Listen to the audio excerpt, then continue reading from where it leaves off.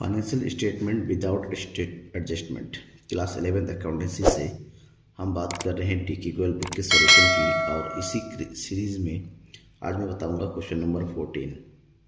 इस चैप्टर का ये लास्ट क्वेश्चन होगा मेरा। इसके बाद क्वेश्चन नंबर 15 और 16 में बिल्कुल सेम टाइप के क्वेश्चन है। इसके बाद वाला वीडियो आपका फाइनेंशियल स्टेटमेंट विद एडजस्टमेंट वाला आएगा, जो कि सबसे ज़्यादा इंपॉर्टेंट है आपके एग्जामिनेशन के हिसाब से। चलिए क्वेश्चन नंबर 14 को सॉल्व करते हैं। और अभी तक आपने अगर चैनल को सब्सक्राइब नहीं किया जरूर सब्सक्राइब कीजिएगा और अपने दोस्तों के बीच में शेयर कीजिएगा। Class 11th accountancy, class 11th statics, class 11th economics के लिए बेस्ट चैनल है, अगर आप इंग्लिश मीडियम स्टूडेंट है या हिंदी मीडियम स्टूडेंट है। चलिए हम बात करते हैं क्वेश्चन नंबर 14 की, जिसमें हमें तैयार करना है trading and profit and loss account, साथ ही साथ बैलेंस शीट। लेकिन हम सबसे पहले तैयार करेंगे trading and profit and loss account. Question क्या है, क्वेश्चन देख लीजिए।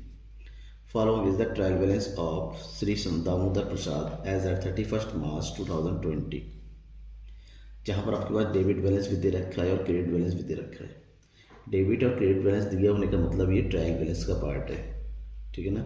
और नीचे क्वेश्चन दिया हुआ है, prepare trading and profit and loss account for the year ended on 31st March 2020 and the balance sheet as at that date. The stock on 31st March 2020 was 22,000। Stock दे रखा है 22,000।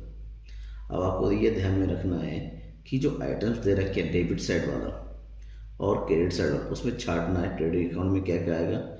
डेबिट साइड में जितनी item दे रखे हैं उसमें expenses होंगे या फिर एसेट्स होंगे, और क्रेडिट बैलेंस में जो भी दे रखा है उसमें इनकम होंगी या फिर लायबिलिटीज़ होंगी। हमें जो अकाउंट हम जिस टाइम बना रहे हैं उसकी अकाउंटिंग, उसके आइटम्स को लेना है। जब हम बात करेंगे ट्रेडिंग और प्रॉफिट एंड लॉस अकाउंट बनाने की, तो सबसे पहले ट्रेडिंग अकाउंट बनाया जाता है। और ट्रेडिंग अकाउंट की जो आइटम्स है वो मैंने ऑलरेडी पिछले वीडियो में बता रखा हो, हम देखिए लिंक दिया होगा, वहाँ से देख सकते हैं। तो चलिए ट्रेडिंग अकाउंट की शुरुआत करते हैं। ट्रेडिंग अकाउंट शुरुआत में सबसे पहला जो आइटम लिखा जाता है वो आपको पता है, वो होता है ओपनिंग स्टॉक का। तो ओपनिंग स्टॉक कितना, वो इसकी एंट्री कर दीजिए, opening stock. And opening stock यहाँ दे रखा है 10,000। ओपनिंग स्टॉक के बाद जो नेक्स्ट आइटम होता है वो है परचेज। अगर परचेज के साथ आपका परचेज रिटर्न, जिसको रिटर्न आउटवर्ड भी कहते हैं, दिया हुआ है, माइनस कर देंगे तो ये 58,000 दे रखा है। साथ ही साथ आपका दे रखा है रिटर्न आउटवर्ड, और रिटर्न आउटवर्ड दे रखा है 2,600, माइनस कर देंगे तो ये जाएगा 45,400।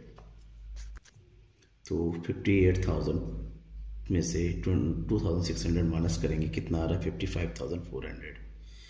ओपनिंग स्टॉक परचेस को करने के बाद हम क्रेडिट साइड में एंट्री करेंगे सेल्स की। यहाँ पर भी हम देखेंगे सेल्स के साथ सेल्स रिटर्न, यानी कि रिटर्न ऑनवर्ड दे रखा है कि नहीं दे रखा है। सेल्स है 98,650 और रिटर्न इनवर्ड दिया रहता है, लेस कर दीजिए रिटर्न इनवर्ड की सेल्स रिटर्न, ये तो का 3,520, लेस करके आएगा 95,130। सेल्स के बाद हम इसकी नीचे लिखते हैं closing stock. Closing stock question के बिल्कुल लास्ट में दे रखा था 22,000, ये हो गया। अब हम दोबारा से डेबिट साइड में आते हैं। इसके अलावा क्वेश्चन में जितने भी डायरेक्ट एक्सपेंसेस दे रखे हैं उसकी एंट्री करेंगे। डायरेक्ट एक्सपेंसेस की बात करें तो दिया हुआ है वेजेस 4,700। उसके बाद दे रखा है, देखिए कैरीज ऑन परचेज,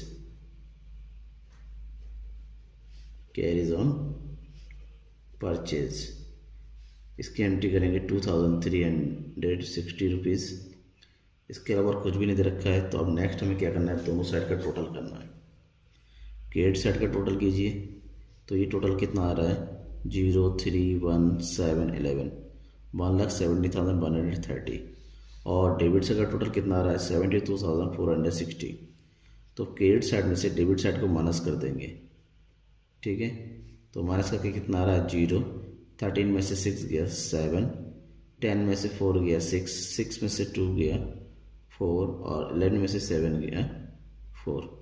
44,670 जो आया वो होगा ग्रॉस प्रॉफिट। तो हम इधर लिखेंगे ग्रॉस प्रॉफिट, ब्रैकेट में लिखेंगे transfer to profit and loss account. कितना अमाउंट है जो अभी लेस करके आएगा 44,670।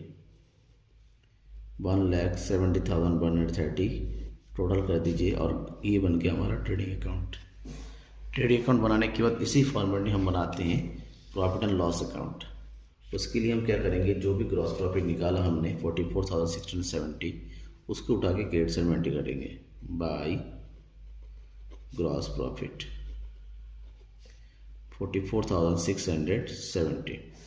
अब ग्रॉस प्रॉफिट एंट्री के बाद जितने भी इनडायरेक्ट एक्सपेंसेस बची हुई हैं एसेट्स और लायबिलिटीज, एसेट्स को छोड़ के उसको हम यहाँ एंट्री करेंगे। अब देखिए क्या क्या दिया हुआ क्वेश्चन में, टू कैरीज ऑन सेल्स दे रखा है, carriage on sales 710, to office salaries ये कितना दे रखा है 4,800, टू फिर क्या दे रखा है रेंट एंड टैक्सेस 2,400। उसके बाद दे रखा है बैड डेब्ट्स, बैड डेब्ट्स मतलब ऐसा पैसा जो कभी अभी वसूल नहीं होगी उसको बोलते हैं। डिस्काउंट अलाउड जो है आपका इस साइड आता है, किधर डेबिट साइड में एक्सपेंस माना जाता है 640, वहीं पर दिया हुआ है डिस्काउंट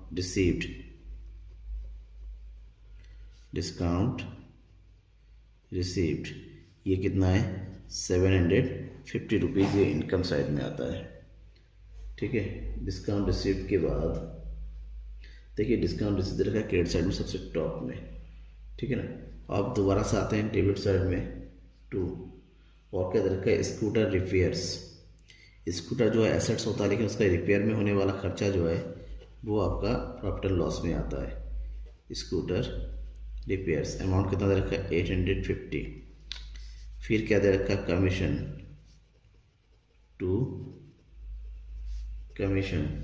कितना अमाउंट दे रखा है 1800। एक चीज़ और देखिए क्रेडिट साइड में भी कमीशन दे रखा है तो उसको क्रेडिट साइड में ही एंट्री करेंगे। टू कमीशन कितना अमाउंट है, ये कमीशन क्रेडिट साइड का मतलब ये इनकम है।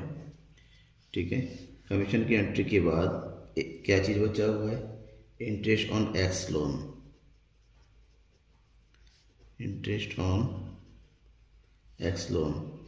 1500। अब सारी एंट्रीज हो चुकी है, इसके अलावा कोई एक्सपेंसेस या इनकम बचा नहीं है। अब हम सेम क्या करेंगे क्रेडिट साइड और डेबिट साइड का टोटल करेंगे। जब हम क्रेडिट साइड का टोटल कर रहे हैं तो सबका टोटल हमारे पास आ रहा है 46,620, जबकि डेबिट साइड का अगर टोटल करते हैं तो कितना आ रहा है, डेबिट साइड का टोटल ये आ रहा है 13,300। तो लेस कर दीजिए 0 2 3 3 3 33,320। ये जो है हमारा नेट प्रॉफिट है, हम लिखेंगे इसको डेबिट साइड में टू नेट प्रॉफिट। अब नेट प्रॉफिट ट्रांसफ़र होता है कहाँ, डायरेक्ट बैलेंस शीट के लायबिलिटी साइड में कैपिटल के साथ ऐड हो जाता है।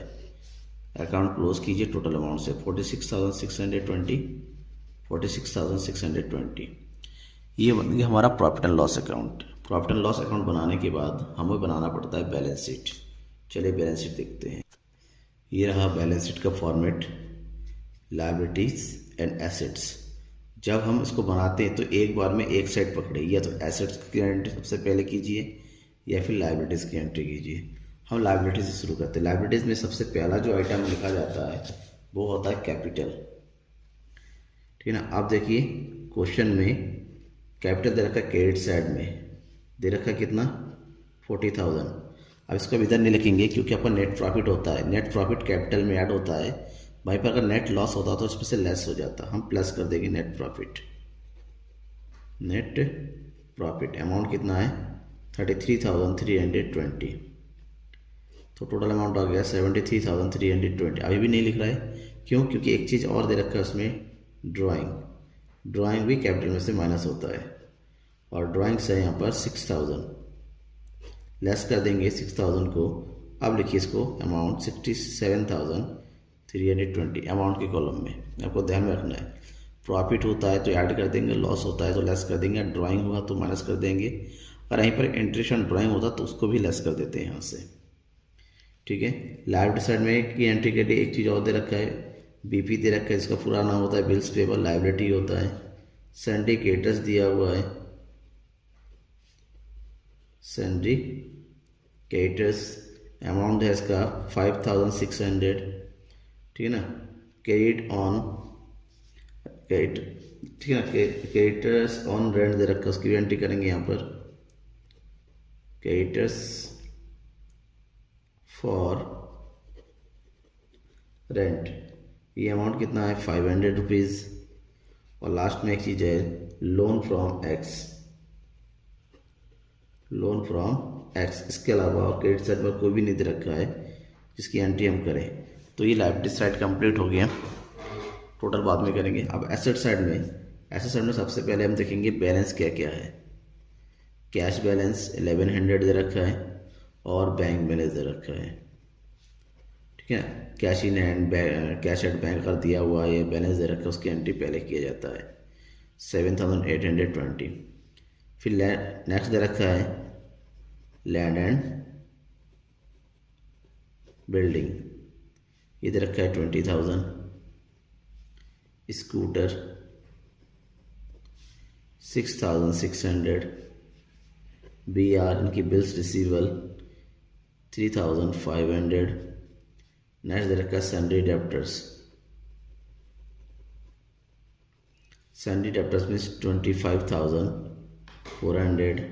And last closing stock, closing stock की एंट्री करते हैं, ओपनिंग स्टॉक नहीं, ये कितना दे रखा है 22,000। आप दोनों साइड का टोटल कीजिए। अब दोनों साइड का टोटल करेंगे, दोनों इक्वल आना चाहिए। इक्वल आता है तो ये आएगा 86,420 और इधर भी आ रहा है 86,420। जब दोनों साइड इक्वल होता है इसका मतलब हमारा कैलकुलेशन बिल्कुल राइट है, बिल्कुल सही तरीके से हो गया है, ठीक है ना। थैंक यू पूरी तरीके से पूरी वीडियो को वॉच करने के लिए और अपने दोस्तों के बीच में भी ज़्यादा से ज़्यादा शेयर कीजिएगा।